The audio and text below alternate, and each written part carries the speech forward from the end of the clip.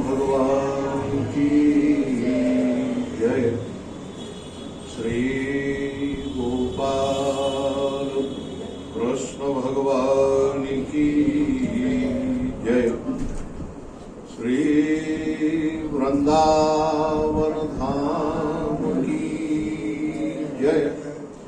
श्री वृंदावन धाम की जय।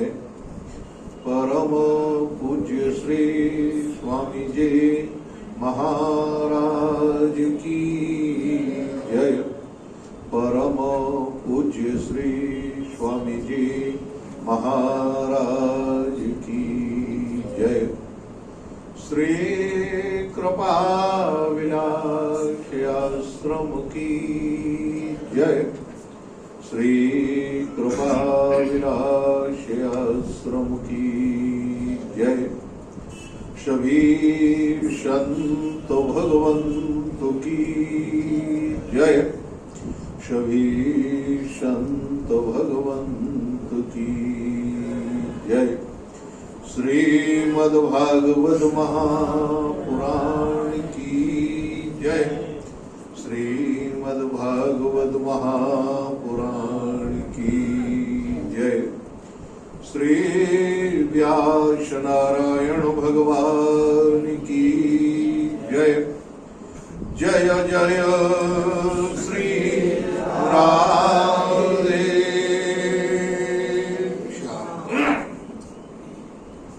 अहर्निश वंदनी नित्य प्रति प्रातः स्मरणीय परम पूज्य श्री सद्गुरुदेव भगवान के युगल पाद पद्मों में साष्टांग प्रणाम। प्रातः स्मरणीय परम पूज्य महाराज श्री के युगल पाद पद्मों में साष्टांग प्रणाम। समुपस्थित विराजमान सभी संत एवं भगवत भक्तों के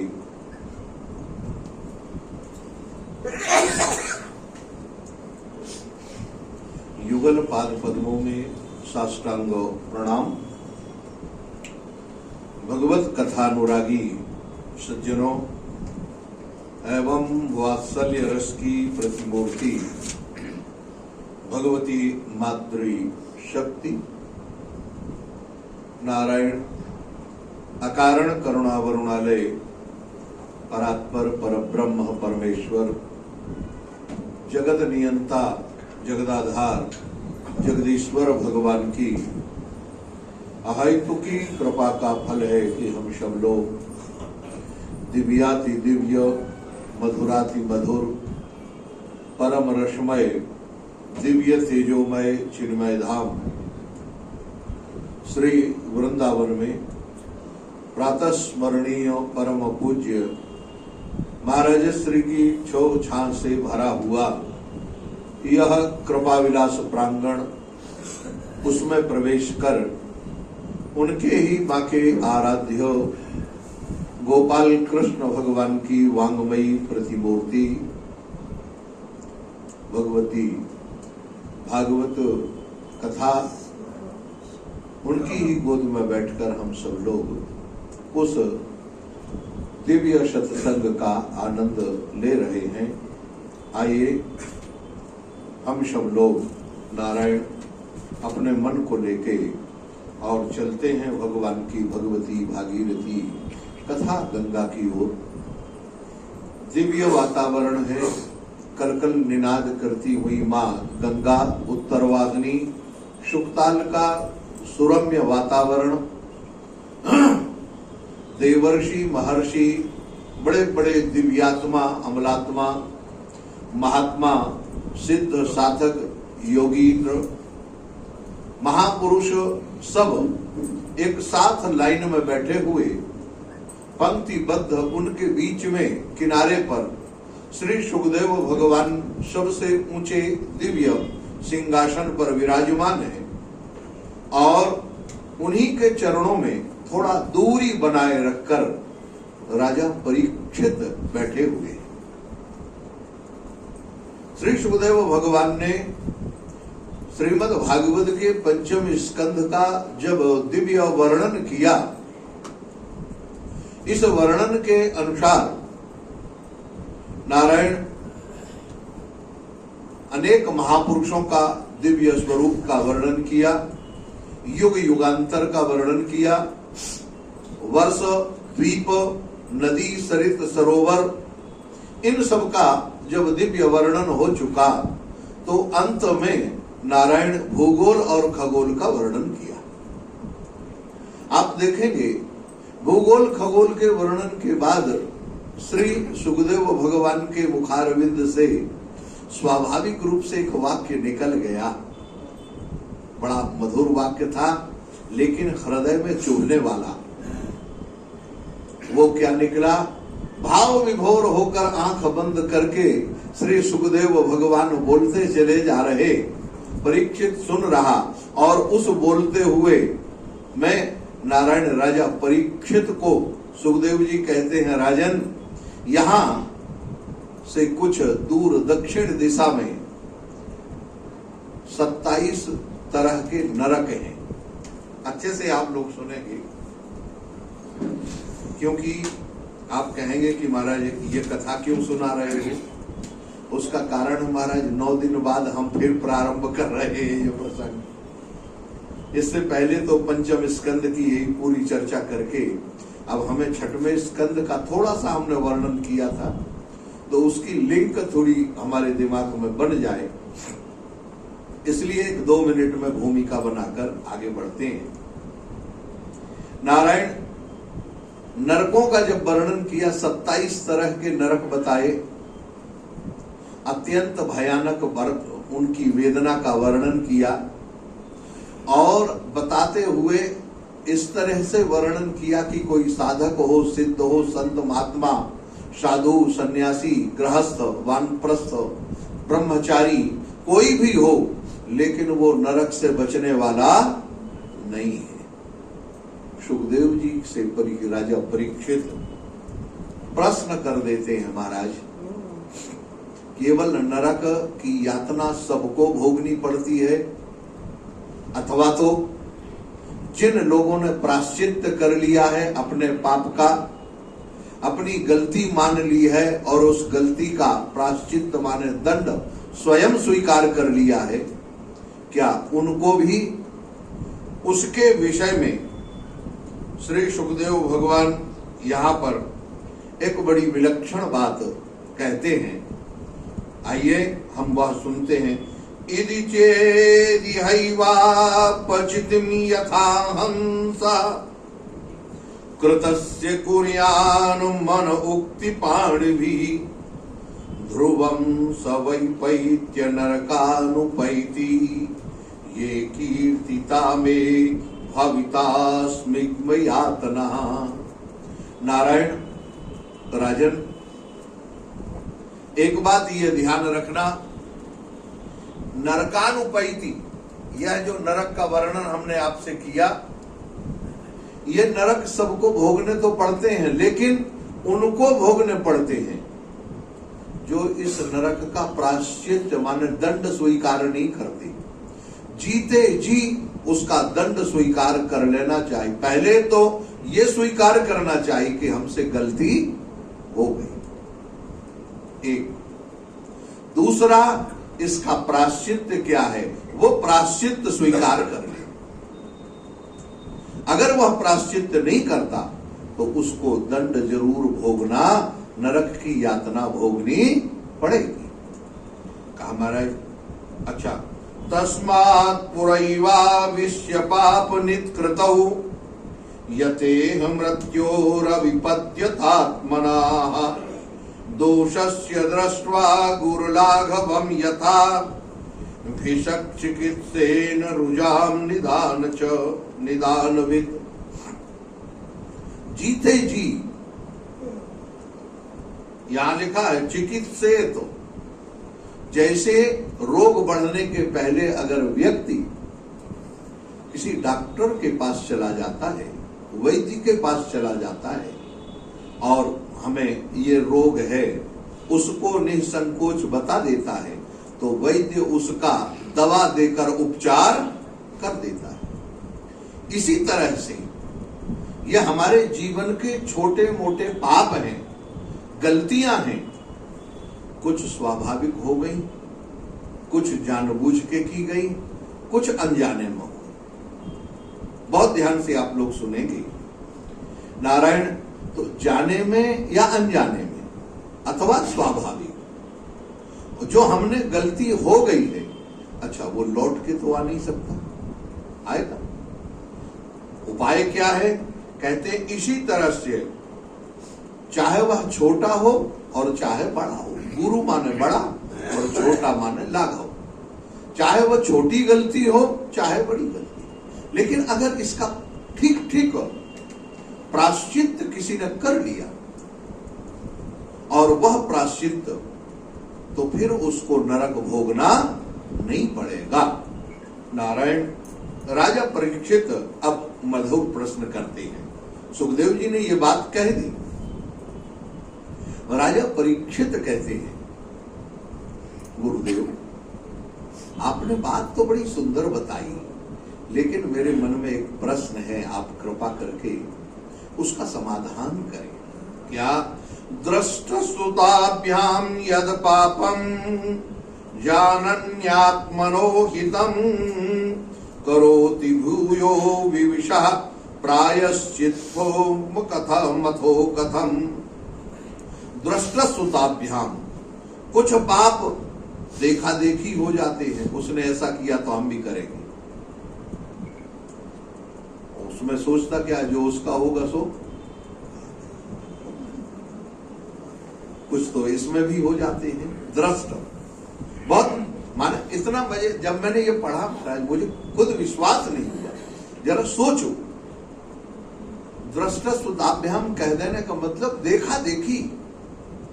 वो ऐसे रह रहे हैं तो हम भी ऐसे रहेंगे, वो ऐसा खा रहे तो हम भी खाएंगे। क्यों? उनके लिए है, हमारे लिए नहीं है। लो, अरे भाई वो जो कर रहे हैं उनको करने दीजिए, तुम विचार करो। लेकिन यत् पापम जानन्यत आत्मनो हितम, जानकर किया गया अथवा अनजान में किया गया पाप, करो तो भूयो विवशा। नारायण प्रायश्चित कर लेने के बाद भी व्यक्ति उस पाप को विवश होकर फिर दोबारा कर लेता है। किसी की आदतन हो जाता है, किसी की मजबूरी हो जाती है, किसी को इमोशनल करके करवा दिया जाता है या किया जाता है। इसलिए महाराज प्रायश्चित्तम मथो, इस ऐसे पाप का क्या प्रायश्चित्त हो सकता है? अगर प्रायश्चित्त कर भी लिया, अगर प्रायश्चित्त कर भी लिया तो क्या होगा? कहा महाराज प्रायश्चित्त विवशो मथो कथम। वह तो प्रायश्चित्त करने के बाद भी तो व्यक्ति उस पाप के लिए फिर दोबारा हो जाता है। वो तो वैसे ही हुआ, पिसे हुए को पीसना। और यहां दूसरा लिखा, क्वचिन निवर्तते भद्रात् क्वचच्चरित तत्पुनः प्रायश्चित्तम मतो पार्थम मन्ये कुंजर शौचवत। क्वचिन निवर्तते, कुछ पाप तुमने कर लिया। अच्छा, दृष्टा श्रुताभ्याम, देखो अब संगति लगा लेना। जीवन के कुछ पाप देखने से नष्ट हो जाते हैं, प्रायश्चित्त हो गया। कुछ गलत दृष्टि कहीं चली गई, सूर्य नारायण की तरफ देखकर कान पकड़ लिए, दृष्टा श्रुता, वो पाप खत्म, आपका दोष खत्म। कोई गलत दृश्य आपने रास्ते में देख लिया, आप उसको प्रतिकार मत, कुछ बोलने की जरूरत नहीं है। ऐसा क्यों कर रहे हो, ऐसा क्यों हो रहा है, हे राम बड़ा कलियुग ना, हे भगवान, बस नारायण भगवान का नाम लो, सूर्य नारायण को देखो, कान पकड़ो और आगे बढ़ो, आपका वह दोष नहीं लगेगा। लेकिन कुछ श्रुताभ्याम, कुछ सुन लिया तो भी महाराज अग्नि के तरफ देखकर अग्नि नारायण, अग्नि को देखकर पाप नष्ट हो जाते हैं। कुछ भगवान के नाम लेने से पाप नष्ट हो जाते हैं। कुछ स्मरण करने से, कुछ सत्संग करने से, लेकिन इन सब करने के बाद भी व्यक्ति पाप तो करता ही रहता है, गलतियां तो करता है। उस गलती का प्रायश्चित क्या है? वो तो प्रायश्चित करने के बाद अगर पाप हो गया या कर बैठा तो वो तो ऐसे ही लगता है जैसे हाथी ने स्नान किया और उठा के मिट्टी फिर डाली। आए भगवान के पास हाथ जोड़े, प्रणाम महाराज, अब तो नहीं करेंगे, चाहे कुछ हो जाए, हे भगवान अब बिल्कुल आपके समझ। कान पकड़े हम तो बात उठक बैठक लगा ली महाराज, कान पकड़ लिए और एक आध दिन 2 दिन याद रहा, तीसरे दिन फिर वही प्रवृत्ति। अरे अब क्या करें भाई, मन तो नहीं मानता है, अब वो तो हो गया तो हो गया, फिर भगवान से प्रार्थना कर ले। ये बार बार प्रार्थना करके पाप करना ये कोई प्रायश्चित नहीं कहलाता। श्री सुखदेव भगवान अब बोलना प्रारंभ करते हैं। सुखदेव जी कहते हैं, कर्मणा कर्म निर्हारो न क्यात्यंतिक इष्यते तद्वत् अविद्या तदधिकारो कारात् प्रायश्चित्तः विवर्षणम्। कर्मणा कर्म निर्हारा, कर्म के द्वारा कर्म करते रहना और कर्म के द्वारा कर्म का प्रायश्चित्त कर लेना, ये ना महाराज अविद्वात अधिकारात्।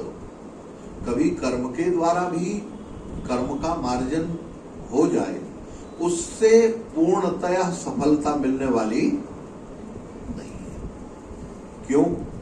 कर्म के चक्कर में पड़कर ही तो कर्म फल अलग अलग भोग भोगने के लिए अनेकानेक योनियों में जाना पड़ता है।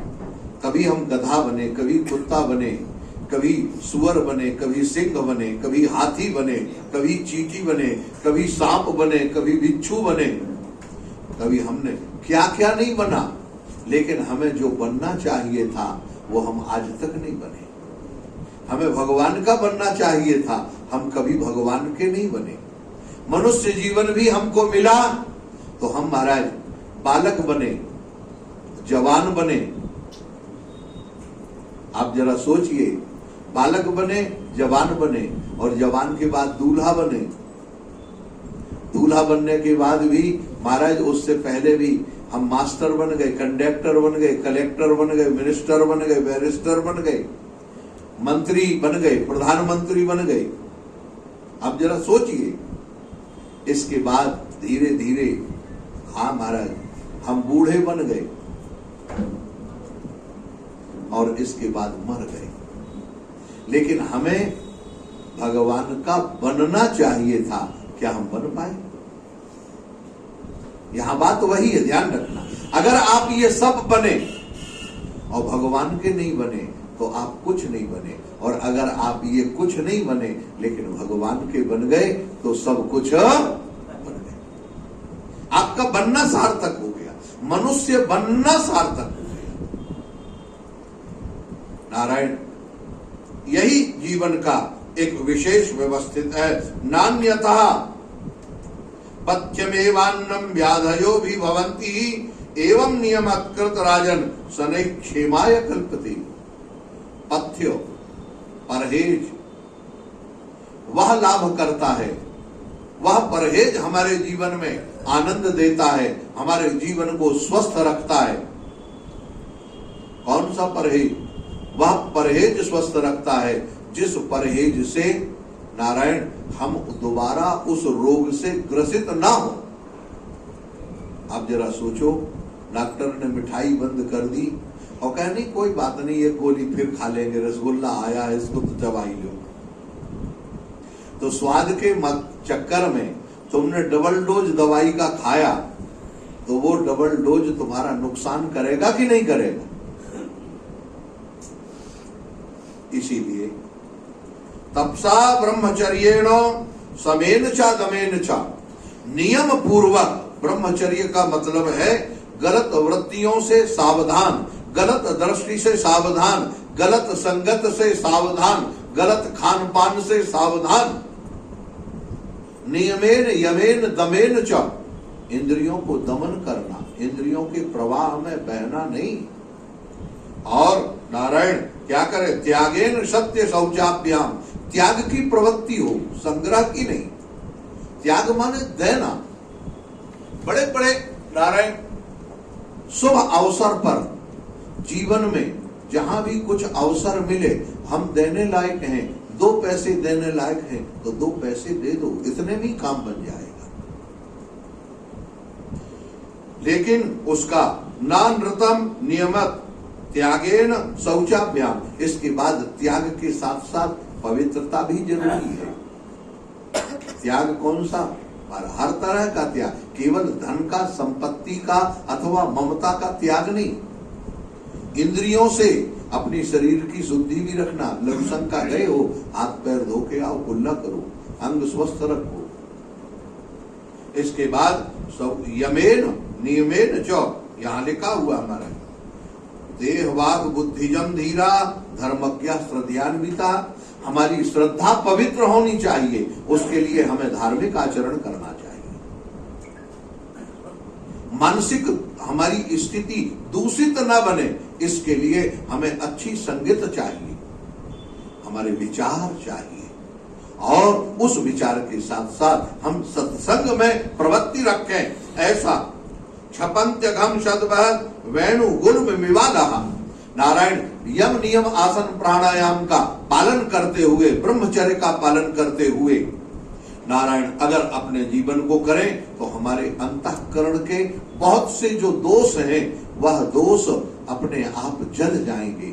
जैसे बांस के जंगल में बांस की रगड़ से आग लग के बांस स्वयं सबले जल जाते हैं। नारायण जब ये बात कही, केचित केवलया भक्त्या वासुदेव परायणा अघम धुर्वंति कार्ष्णेनो निहार इव भास्करः, केचित केवलया भक्त्या, केवल भगवान की भक्ति ये कैसी है?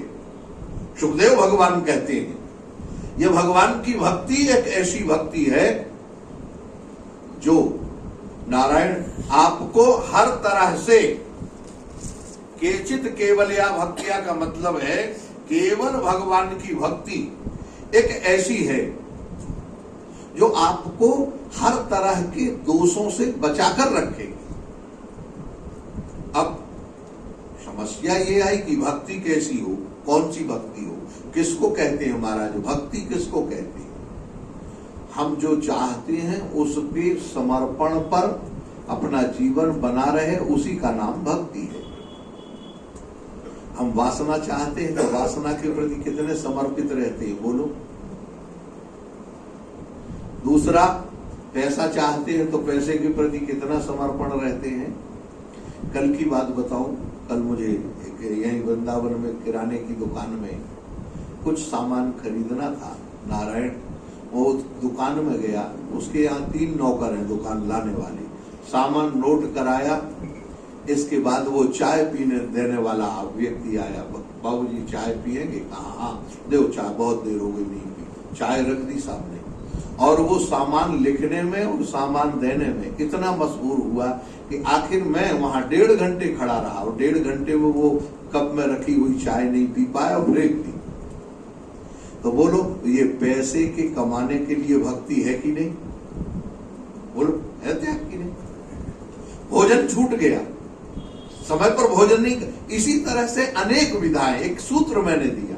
तो नारायण ये जो सूत्र है, इस सूत्र के माध्यम से केवल केचित या मन, इसी तरह से हमारा समर्पण भगवान के श्री चरणों में हो जाए, हमारे आराध्य के चरणों में हो जाए कि हम खान पान भूल जाएं, भजन इतना हमारा बनने लगे कि हमें भूख प्यास रहे ना। हाँ महाराज जानते हो, भूख प्यास, एक महात्मा थे महाराज वृंदावन में, माधव दास जी महाराज, गोपाल खार में है? अच्छा माधव दास जी हैं? हाँ, दूसरा रूप आ गया इनका। नारायण एक माधव दास जी महाराज थे, गोपाल खार में रहते, और वहां सालेग्राम भगवान का पूजन करते, बैठे बैठे भजन में इतने मस्त हो जाते, महाराज इतने मस्त हो जाते कि उनको खबर नहीं रहती। लेकिन जब बाह तंद्रा जागती, भूख लगती, तो बाहर देखते पंगत का समय पूरा हो जाता, लेकिन अब शरीर रखने के लिए कुछ खाना तो है, क्या करें। भंडारा जब हो जाता, लोग पंगति के बाद पत्तल फेंक देते, तो वो निकलते झाड़ियों से महाराज चुपचाप पत्तल में निकला हुआ प्रसाद, जूठा शीत प्रसाद, उसको इकट्ठा करते। इतना तो ठीक है, लेकिन महाराज बहुत बड़ी बात थी, उसी प्रसाद से ठाकुर जी का भोग लगाते और भोग लगाते फिर पाते। ये नित्य का क्रम चलता रहा। बहुत दिन हो गए, एक दिन भजन में ऐसे डूबे रहे, बाह्य होश नहीं रहा। और उस बाह्य होश में नारायण स्थिति क्या हुई? स्थिति हुई कि महाराज भूख अत्यंत लगी, और जैसे बाहर गए वैसे ही महाराज आए, पत्तलों का प्रसाद इकट्ठा किया, और आज भोग नहीं लगा पाए, सीधे प्रसाद मुंह में। इतना ही लेते तो कोई बात नहीं थी, लेकिन जैसे मुख में प्रसाद रखा, वैसे वैसे याद आया, ओह मैंने आज ठाकुर जी का भोग नहीं लगाया। महाराज अब मुख में प्रसाद रखे हुए हैं और आंखों से आंसू बहने लगे, मैंने ठाकुर जी का आज भोग नहीं लगाया, मेरा धिक्कार जीवन है, ठाकुर जी को बिगर भोग लगाए हुए पाए। अब अगर उगलते हैं, आचमन करके फिर प्रसाद ले लें, भोग लगा दें, तो महाराज जो पहला प्रसाद है वो संतों का प्रसाद अपमान होता है। और अगर निकलते हैं तो ठाकुर जी के बगैर भोग लगाए कैसे खाएं? स्थिति बड़ी विलक्षण हो गई। और महाराज कहते हैं, संतन को यह शीत प्रसाद दियो मुख में नहीं जात निकारो, लीलत लाज। महाराज नहीं जात गिरायो, लीलत लाज लगे मन में, क्यों? मनमोहन को नहीं भोग लगायो। आहा भई गति सांप छछूंदर की, काह कहे कछु समझ न आयो,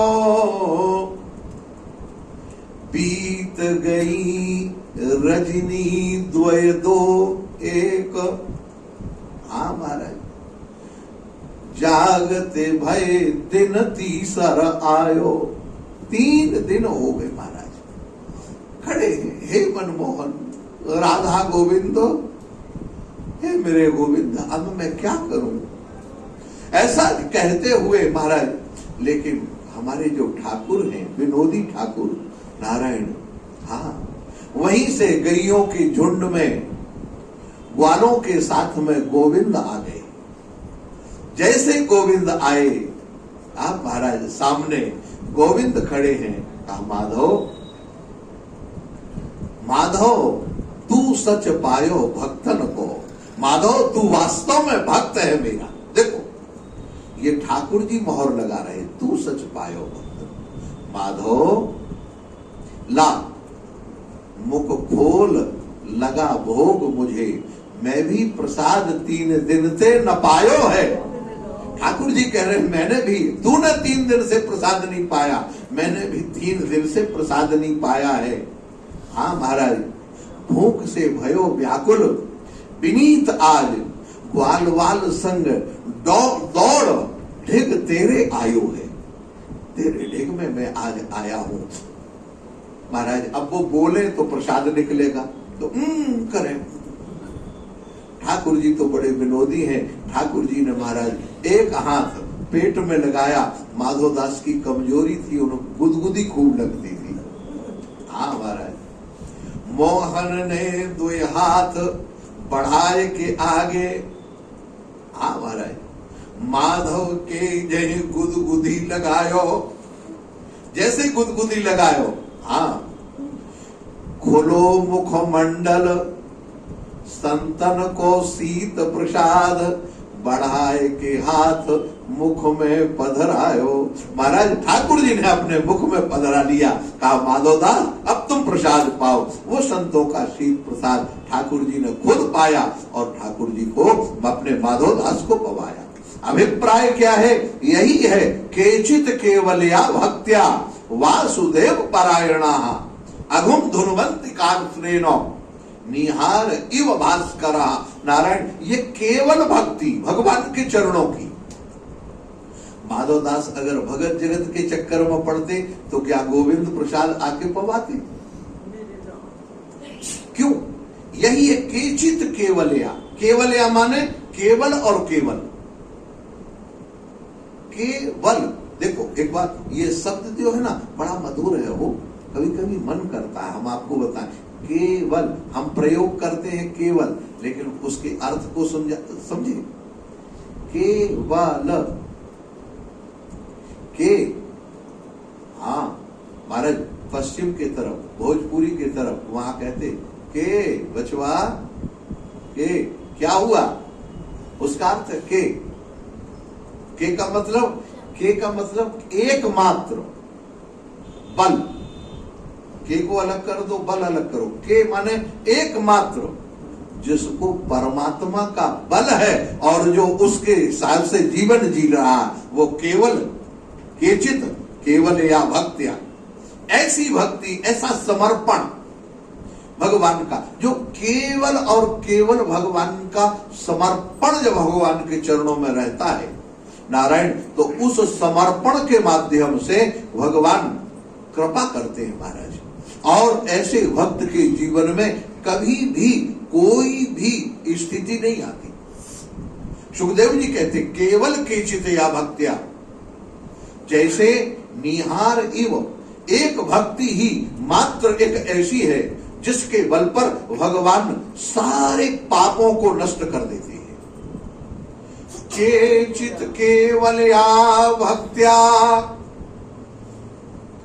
केवल भगवान की भक्ति।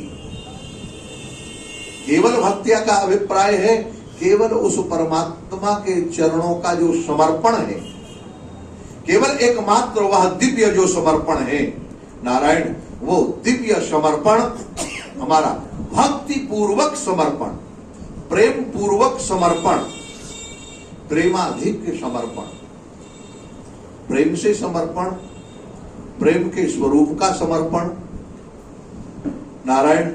तो ये जो समर्पण है, आप देखें, मैं आपको एक छोटा सा एक और उदाहरण मेरे दिमाग में है, मैं आपको बताऊं। इधर आ जाइए माता जी, आगे आ जाइए, छिपके बैठने की क्या जरूरत, आइए आपका दर्शन होगा, अच्छा लगे। ये कुर्सी खाली है इधर सामने, इधर इधर इधर, ये आइए, हाँ ये सामने आ जाइए, आ जाइए।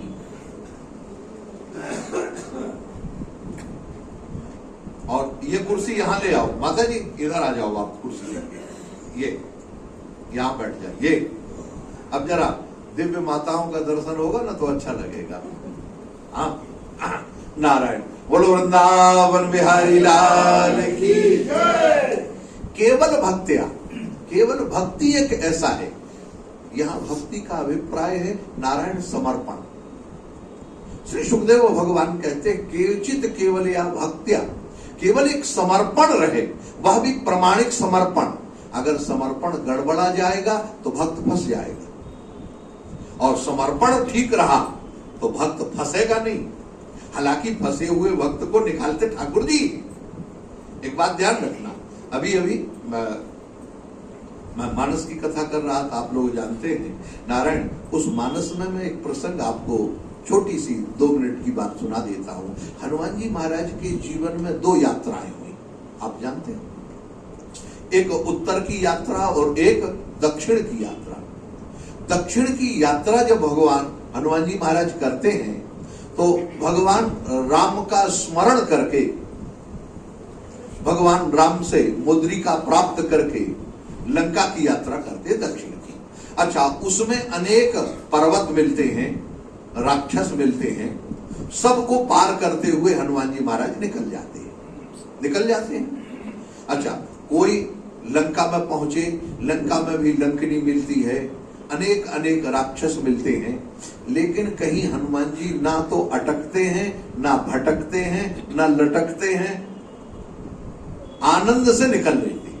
लेकिन आप जरा विचार करना, दूसरी उत्तर की यात्रा है जहां भगवान लक्ष्मण जी को गोद में रखे हुए हैं और हनुमान जी किसी से कोई आज्ञा नहीं लेते, अपने आप कहते महाराज मैं अभी द्रोणागिर पर्वत लेके आता हूं। आप मानस उठा के देख लीजिए, अभी मुझे वो कथा कहने के समय संकेत देता हूं। और उस यात्रा में हनुमान जी अपने बल पर यात्रा करते हैं। कैसे यात्रा करते हैं? अपने बल। अच्छा, अपने बल पर जब यात्रा करते हैं तो प्रथम यात्रा में ही हनुमान जी भटक गए कि नहीं भटक गए? काल ने भी मिल गया, ध्यान देना जरूर, काल ने भी। अच्छा सोचो, हनुमान जी महाराज जैसा राम कथा सुनवे को रसिया,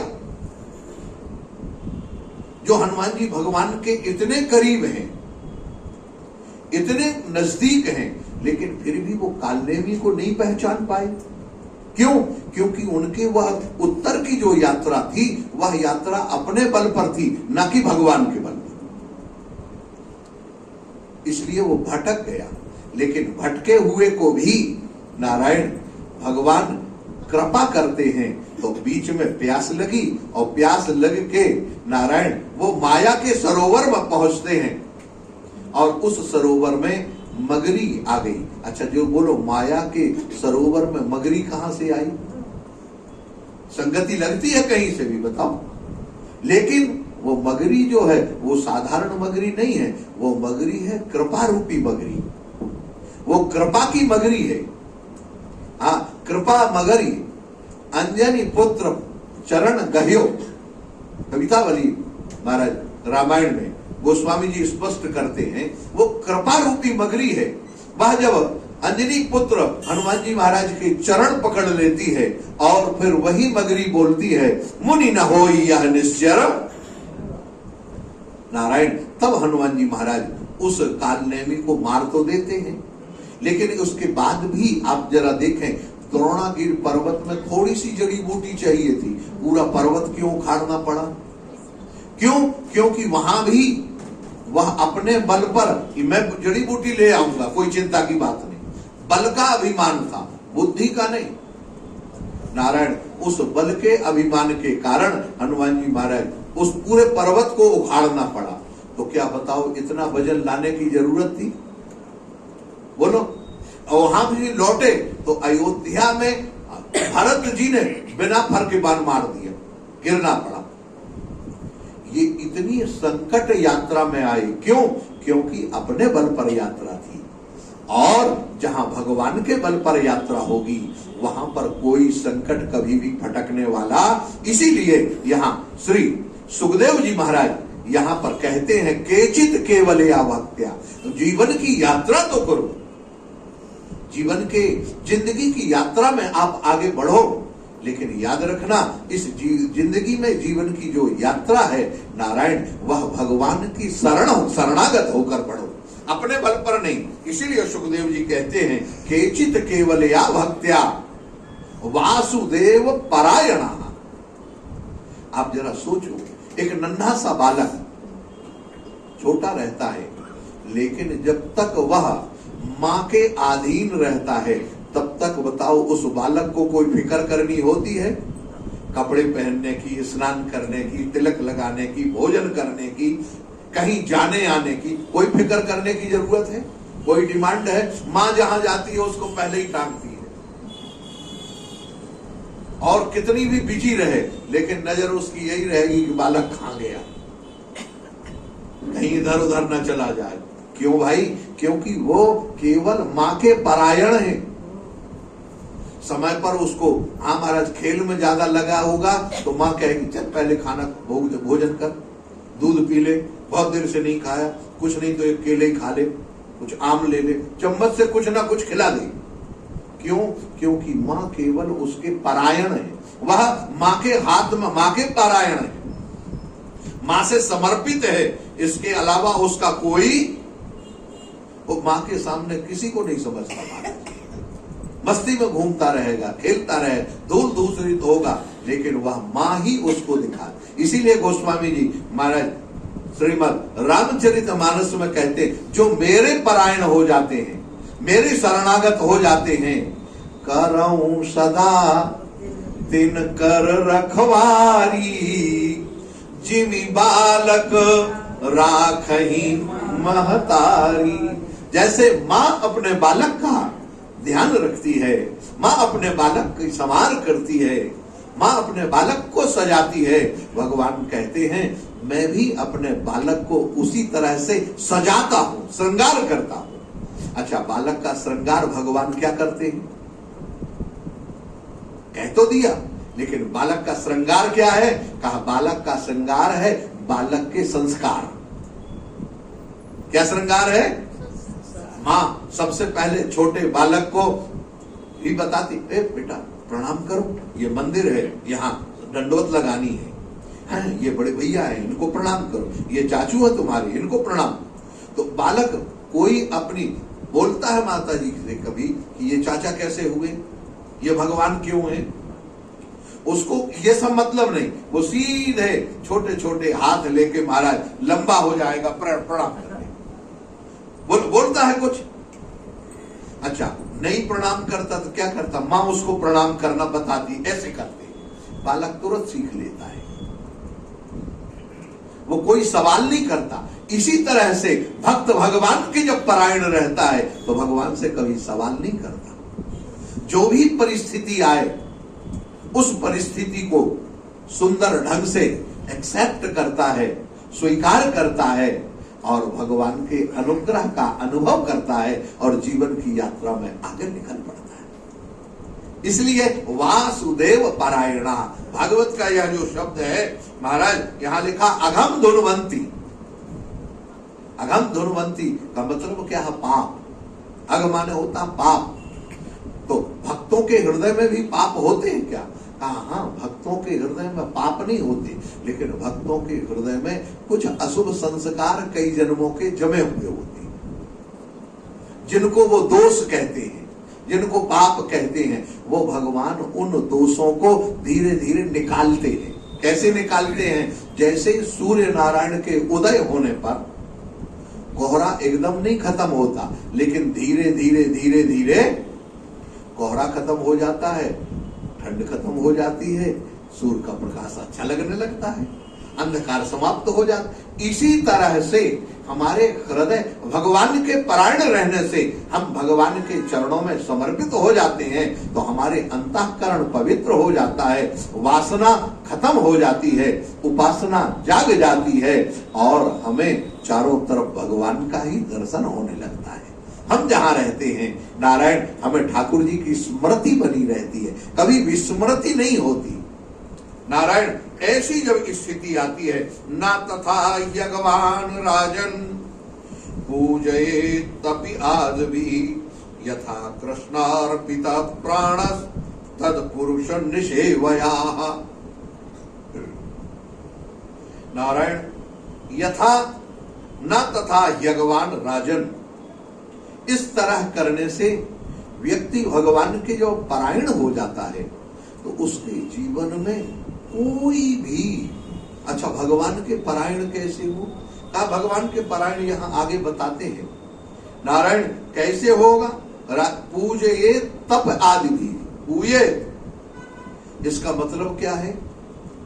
भगवान के नाम लेते हुए, भगवान के रूप का चिंतन करते हुए, भगवान की लीला का दर्शन करते हुए पूजे, मानो पवित्र होगा। लेकिन कैसे होगा? कहा जब नाम लेने के लिए, लीला का दर्शन करने के लिए वह तप आदि भी तपस्या करेगा।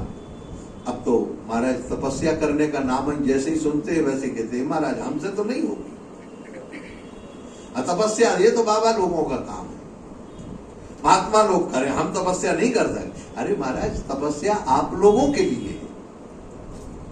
हमारे गुरुजी कहते थे, आज एक वाक्य याद आ गया, मैं आपको बताऊं। कभी कभी कुछ एक बार महाराज जी से कहा, नारायण महाराज जी हम भागवत सुनाए, सुनाने के बाद बातचीत हुई। कभी कभी अकेले में महाराज जी से कुछ आनंद लेते थे, बातचीत करते थे एकांत में। मैंने एक बार कहा, मैंने कहा महाराज जी हम लोग गृहस्थ हैं और गृहस्थों को तो और सबसे ज्यादा उन्मत्त तो गृहस्थ ही है। बाबा लोग तो ज्यादा समझ में नहीं आता, वो तो अपना भजन करते रहते और आनंद लेते हैं। महाराज जी नहीं मालूम किस गंभीर मुद्रा में थे, थोड़ी देर में गंभीर हो गए और कहे देखो महात्मा लोग भजन करें कि नहीं करें, थोड़ा बहुत भजन करेंगे तो भी कम चल जाएगा, कम करेंगे तो भी चल जाएगा, लेकिन गृहस्थ को भजन करना बहुत जरूरी है। हम तो सोचे बाबा लोगों को भजन ज्यादा जरूरी है। महात्मा महाराज जी बोले गृहस्थों को थोड़ा ज्यादा जरूरी है भजन। महाराज जी वो कैसे? गृहस्थों के लिए तो कहा ज्यादा जरूरी का मतलब क्या है? गृहस्थों को अपने जीवन में नियम अपनाना चाहिए, उस नियम से भजन करना चाहिए। जैसे बालक टाइम टेबल बनाता है अपने ग्रंथ पढ़ने का कि कौन सा पीरियड कितने बजे लगेगा, कितने बजे तक होगा, इसी तरह से उसको जीवन के टाइम टेबल बनाकर अपने जीवन में व्यवस्थित रखना चाहिए। उसमें भजन का समय बिल्कुल पक्का रखना चाहिए, उसमें कोई संकोच न करे और कोई प्रमाद न करे। कहा क्यों? कहा जितने महात्मा हैं इनका कोई नहीं है महाराज, न माता है, न पिता है, न भाई है, न ससुराल है, न साला है, न साली है। जो कुछ है वो भगवान है। इन्होंने तो सब छोड़ के आए हैं, तो इनके रिश्तेदार नहीं है, इनके कोई परिवार नहीं है, तो इनके जीवन में झंझट बिल्कुल नहीं है। जो भी झंझट है इनकी अपनी अपने आप बनाई हुई है, कोई झंझट नहीं। लेकिन गृहस्थ की झंझट तो अलग से बनी हुई है। परिवार है, माता पिता है, भाई है, भतीजे हैं, ससुराल है, साले हैं, साली है, फलाना ठिकाना, कितना मकड़ जाल है। कहा इस जाल में उलझ कर वह अनेक महाराज करता रहता है, कई गलतियां होती हैं, इसलिए उसको वो गलतियां भजन के अलावा और कहीं भी निपटने वाली नहीं है। तो गृहस्थ को तो भजन ज्यादा करना चाहिए। महाराज उस समय महाराज जी की थिंकिंग मेरे समझ में आई। देखो सबके लिए सब बात नहीं। और बाद में महाराज जी स्वयं कहते हैं क्या भजन करे जानते हो? मैंने कहा महाराज जी आप कृपा करके कहे हमेशा कुछ नहीं, महामंत्र का नाम जपते रहो, चलते रहो और नाम जपते रहो, और घर में बैठकर 2 4 5 माला जितनी बजे एक नियम से पूरा महामंत्र का जप करो, तुम्हारा काम बन जाएगा। ऐसा तो नारायण यहाँ वही कहते हैं यज्ञवान राजन पूयेत तप आदमी। तप का मतलब तपस्या, तपस्या मतलब सर्दी गर्मी सहो। सर्दी में सर्दी पड़ेगी और मान लो लाइट चली गई, अब स्नान करना है सवेरे, तो एक दिन ठंडे पानी से नहा लो। अरे महाराज कैसे नहाएंगे? वो तो कभी उसका भी एक तरीका है, हम आपको बताएं। देखो महात्माओं से मिलता है। हम एक बार जब बद्री नारायण गए तो अलकनंदा में तो देख कैसी है, आप लोगों ने तो दर्शन किया ही होगा। हमारे सामने देख हमारा जब गए थे तो एक व्यक्ति गिर गया अलकनंदा में, एक बार ऐसे हाथ डाला, दोबारा ऐसा किया, तिबारा ऐसे लगा, खड़ा हो गया हाथ उसका, इकड़ गया पूरा। एक नागा साधु दौड़ा, उसने उसको निकाला और गर्म कुंड में डाल दिया। वो धीरे धीरे उसकी चेतना लौट आई। महाराज ऐसे में कैसे स्नान करे? ऐसे स्नान करने का थोड़ा मतलब है, कैसे किया जाता? कह देखो इसका तरीका हम बताएं। अब ठंडे पानी से स्नान कर, कहा इस पानी को थोड़ा उठाओ, धीरे धीरे शरीर में लगाओ, ऐसे ऐसे बॉडी तुम्हारी वैसी मैच्योर कर लेगी, और धीरे धीरे लगाने के बाद फिर इकट्ठे डाल लो पानी, कोई ठंड नहीं लगे, गर्म हो जाएगा। ये सब युक्तियां महापुरुषों के द्वारा, और हमने किया महाराज, नहा लिया, हमें नहीं लगी ठंड। तो कहने का अभिप्राय ये जो तपस्या है, सर्दी है, गर्मी है, इस सह लेने का नाम तपस्या है। जब इसको सह लोगे तो कृष्णार्पित प्राणः, लेकिन याद रखना हमारा मन भगवान श्री कृष्ण में लगा रहे, श्री कृष्ण के चरणों में लगा रहे। और वह जब लगा रहेगा तो कैसा रहेगा महाराज? सदृशीनो ययम लोके पंथा क्षेमो यकुतो भया सुशीला साधो यत्रो नारायण परायणा। नारायण क्षत्रिय वो हयम लोक, इस लोक में भी तुम्हारा नाम होगा और परलोक में भगवत धाम की प्राप्ति होगी, ये पक्का है। लेकिन कैसे नाम होगा? कहा सुशीला साधवो यत्र, तुम्हें संगति मिलेगी सुशील व्यक्तियों की, विनयशील व्यक्तियों की, साधवो हो साधुओं की। और कैसे साधु मिलेंगे? कालनेमी जैसे कहा ना, नारायण परायणा, साधु मिलेंगे जो भगवान के परायण हैं, भगवान की शरण में लगे हुए हैं, उनसे जुड़े हुए, ऐसे जो परायण हैं। अब महाराज कहते हैं स्रकन मनः कृष्ण पदारविंदयोर निवेशितम तद गुणरागियैरिह न ते यमं पाशुभृतस्य तद्भटान् स्वप्ने पश्यन्ति चीर्ण निष्कृता। नारायण सकृन मनः, हमारे मन को किसी तरह से येन केन प्रकारेण मनः कृष्णम निवेशयेत्, हमारा मन किसी भी प्रकार से हो लेकिन वह भगवान की शरण में लगे, भगवान के चरणों में लगे। नारायण अब एक गोपी थी वृंदावन की, उसका श्री कृष्ण से कोई परिचय नहीं, श्री कृष्ण से दूर दूर तक लेना देना नहीं। हाँ महाराज, दूर दूर तक कोई लेना देना नहीं, न श्री कृष्ण उसको जानते न वो श्री कृष्ण को जानती। लेकिन उसने सोचा श्री कृष्ण, बहुत सारी गोपियां श्री कृष्ण से प्रेम करती हैं और श्री कृष्ण गोपियों से प्रेम करते हैं। तो नारायण एक दिन वह गोपी रोती हुई राधा रानी के पास पहुंची,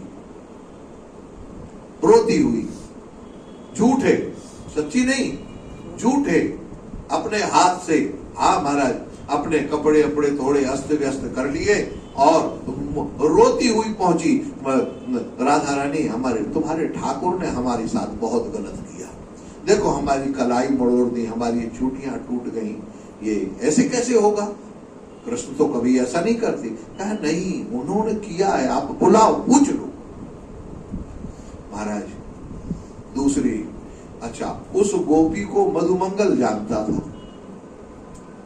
अब मधुमंगल जिसको जाने, फिर सोच लो आप, मधुमंगल जानता था।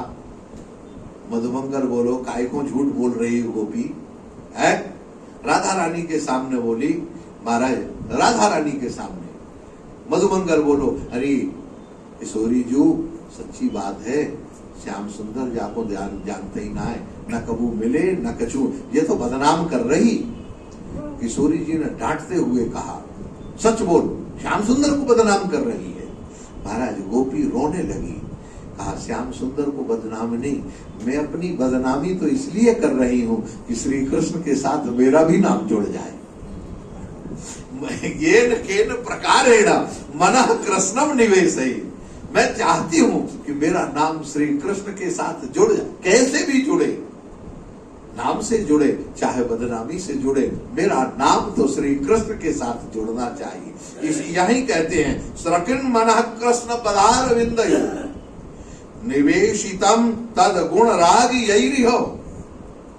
महाराज कैसे भी हो तद गुण, भगवान श्री कृष्ण के चरणों में कैसे लगेगा? परीक्षित ने सुखदेव जी से पूछ लिया, महाराज आप ये बताओ, आपने तो कह दिया मन को लगाओ श्री कृष्ण में, लेकिन कैसे लगेगा? सुखदेव जी मुस्कुराते हुए बोले, तुमने तो पूरी बात नहीं सुनी, जरा दोबारा सुनो। क्या? निवेशितम तद गुण राई, अरे श्री कृष्ण के जो दिव्य गुण हैं उनको सुनो, उनका पालन करो। श्री कृष्ण किससे रीझते हैं? कहा महाराज श्री कृष्ण रीझते हैं ब्रह्मचर्य के पालन से, मन को ठीक उनके नाम लेने से, मन से उनका चिंतन करने से। तो तुम मन से उनका चिंतन करो, उनका नाम लो, देखो श्री कृष्ण रीझ जाएंगे। और क्या होगा? नते यमं पास भ्रतश्च तद्भटान। लेकिन अगर कहा महाराज इस जीवन में श्री कृष्ण मिले, कहा इस जीवन में मिलेंगे, और अगर नहीं भी मिले तो ना भ्रतस्य, तुम्हारे पास यमराज कभी भटकेगा नहीं। यहां लिखा हुआ हमारा, न यमम पास व्रतस्य तद भटान। तद भटान, यमराज के जो महाभट हैं वो तुम्हारे पास भूल के भी भटकेंगे, वो नहीं आएंगे। और क्या, स्वप्ने भी पश्यन्ति ही जीर्ण निष्कृताः। कहा महाराज अगर कोई दोष रह गए हैं जीवन में तो यहां यही कह रहे महाराज, स्वप्ने भी, वो तुम्हें फल उसका स्वप्न में भोगा देंगी। कभी कभी स्वप्न आता है, आप लोगों ने देखा होगा नारायण कैसे स्वप्न आता है, हमें सिंह खा रहा है, हमें किसी ने चाकू मार दी, हमारा एक्सीडेंट हो गया। ये जो स्वप्न है ये स्वप्न आया नहीं है, ध्यान रखना।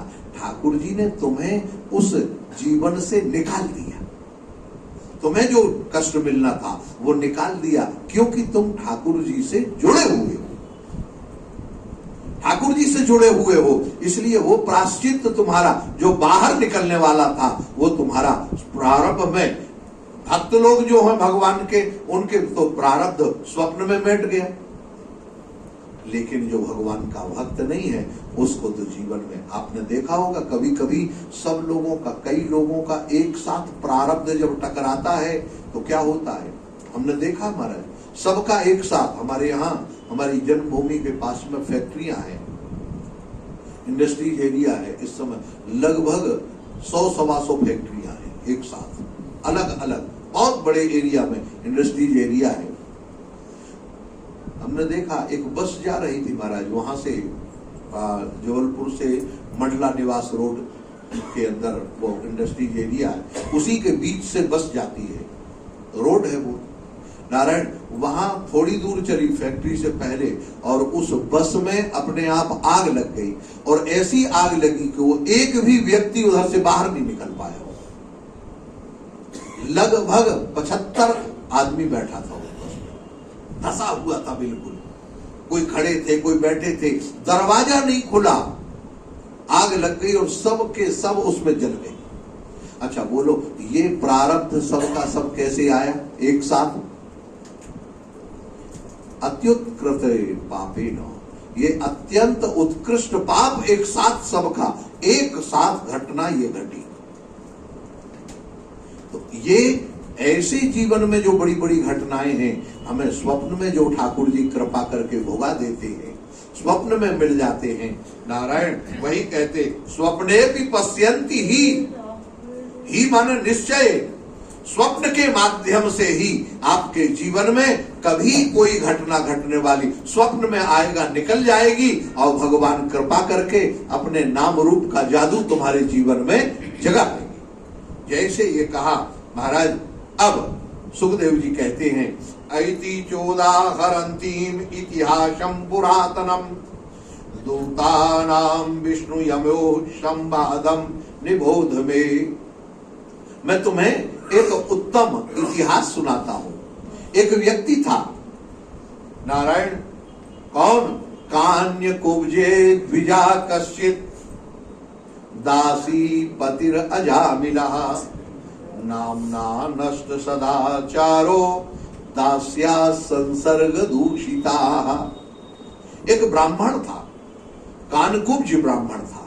अब देखो महाराज ये कानकुब्ज इतिहास क्या है, कानकुब्ज का, कन्नौज का रहने वाला ब्राह्मण था। कानकुब्ज जहां से निकले, कानकुब्ज गोत्रीय था, लेकिन दूसरा एक और इसका गंभीर अर्थ हमारे गुरुजी सुनाते थे। कान्यकुब्ज का अभिप्राय क्या है, एक ऐसा ब्राह्मण था जिसने अपने जीवन में कभी सत्संग नहीं सुना, उसके कान में कुब्ज था, माने सत्संग का कुबड़ निकला हुआ था, उसको कभी भगवान नाम अच्छा लगता नहीं था, कभी भगवान का नाम, साधु की संगति, साधु की सेवा, भगवान का प्रेम कभी भी उसको ये अच्छा नहीं लगता। इसलिए, लेकिन था कैसे, द्विजा कश्य, वो तो ब्राह्मण था,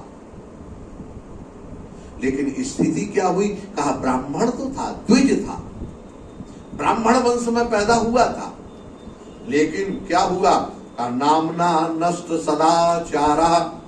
इसका मतलब है पहले ब्राह्मण था तो ब्राह्मणत्व का पालन करता था, कैसे ब्राह्मण को रहना चाहिए, स्वाभाविक रूप से वह स्वाभाविक रूप से पहले प्रातः काल उठता, संध्या वंदन करता, माता पिता की सेवा करता, अग्निहोत्र हवन करता और महाराज फिर समिधा इत्यादि इकट्ठी करता, आराम से रहता। लेकिन यहां क्या कह रहे हैं? सदाचारः, बड़ा सदाचारी ब्राह्मण था, साधारण सदाचार नहीं था, बहुत सदाचारी। अच्छा, जो सदाचारी होगा वो विनम्र भी होगा कि नहीं? तो सदाचारी था, विनम्र था, सुशील था और आनंददायक था। बड़ा मनमौजी, आनंद से सबसे हिल मिलकर हंसी मजाक में अपना जीवन बिताता, बहुत अच्छे से आनंद से रहता, गंभीरता नहीं, विनोदी स्वभाव। लेकिन दास्याः संसर्ग दूषिताः, नारायण एक वह अजाया मिलया, अजा मिला। नारायण अजा कहते हैं माया को, जो माया से मिल गया, अथवा भगवान की माया ने जिसको पटकनी मार दी, जिसने भगवान की माया ने जिसको पटक दिया उठा के। कैसे पटका? कहा दासी पति अजामिला। यह अजामिल के अनुसार कहा दासी का एक पति अथवा देह व्यापार करने वाली जो देवी है, उस देवी का पति बन गया था नहीं, क्योंकि ऐसी देवी का पति कौन होगा? ऐसी देवी का पति कौन होगा? लेकिन ये बन गया महाराज। और क्या करने लगा? का बंद्य क्षकैतवश्चौर्य गर्हिता वृत्तिमा स्थिता बिभ्रत कुटुंब वसुचिर यातयामाश देहिना। देखो, बंधु बांधवों का धन हरण कर लिया, कई तब कपट करने लगा, वैश्चौर्य महाराज चोरी करने लगा, गर्ह्यतः जिसको हम बदमाशी कहते हैं, और अनेक दुर्गुण, सब जितने दुर्गुण होते हैं महाराज, इन सारे दुर्गुणों का वह मालिक बन गया। लेकिन वृत्ति मां स्थिता, उसकी वृत्ति बड़ी गड़बड़ हो गई। लेकिन इस वृत्ति का गड़बड़ होना कैसा हुआ? संसर्ग दूषिता। ध्यान रखना, ये साथ बहुत बड़ी कीमत रखता है। वो हमारे पूज्य स्वामी खंडानंद सरस्वती जी महाराज, जिनके आश्रम में मैं रहता था, नारायण, वो महाराज जी कहते थे, तुम अपनी कंपनी देखो, पहले तुम कहाँ रहते हो, किन लोगों के बीच में तुम्हारा व्यवहार है, किन के साथ तुम रह रहे, बाद में फिर भजन की बात सोचना, पहले तुम्हारा व्यवहार किन किन लोगों के। कभी कभी लोग कहते हैं ना, अरे महाराज दुष्ट रहे, हमारे लिए तो वो अच्छा है, हमारे लिए तो जो हम करते हैं वो करते हैं। गलत है। वो दुनिया के साथ कर सकता, तुम्हारे साथ भी कभी ना कभी। तो ऐसे से न दोस्ती अच्छी और ना दुश्मनी, दूर से ही संबंध बना के, हाँ भैया बहुत बढ़िया, हाँ ठीक है, बहुत अच्छा, ना आना ना जाना। लेकिन संसर्ग दूषिता, संसर्ग में दूषित उत्पन्न हो जाता, दोष उत्पन्न हो जाता है। तो संसर्ग जा दोष गुणा भवंती, संसर्ग के माध्यम से दोष हो जाता है। ध्यान रखना। आप जरा विचार करो, हींग की डिबिया में